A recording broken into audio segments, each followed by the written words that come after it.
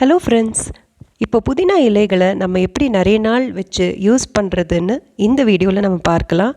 இந்த மாதிரி கீரைகள் நமக்கு தோல் குருப்புகள் எதுவும் வராத, அந்த மாதிரி ஸ்கின் பிரச்சனைகள் எதுவும் வராமல் பார்த்துக்கும், வாய் புண்ணு வராமல் பார்த்துக்கும்.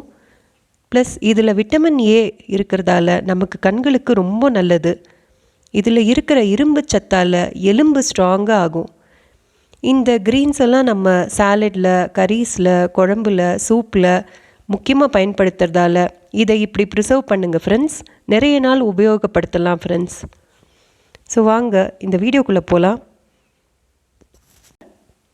காஞ்சி போன இந்த இலைகளில் தனியாக அப்புறப்படுத்திட்டு இப்போது தனியாக நல்ல இலைகளை பிரித்து வச்சுருக்கோம். அதை ஒரு டிஃபன் பாக்ஸில், ஸ்டெயின்லெஸ் ஸ்டீல் டிஃபன் பாக்ஸில் நான் ட்ரான்ஸ்ஃபர் பண்ணி இப்படி வச்சுருக்கேன். தண்ணி இல்லாமல் க்ளீனாக இப்படி வச்சுட்டு அதை நம்ம ஃப்ரிட்ஜு டோர் சைடில் தான் வைக்கணும் ஃப்ரெண்ட்ஸ். அப்படி வச்சோம் அப்படின்னா நிறைய நாள், நிறைய வாரங்கள் நம்ம யூஸ் பண்ணிக்கலாம் வச்சு. ஸோ இதை நீங்களும் ட்ரை பண்ணி பாருங்கள்.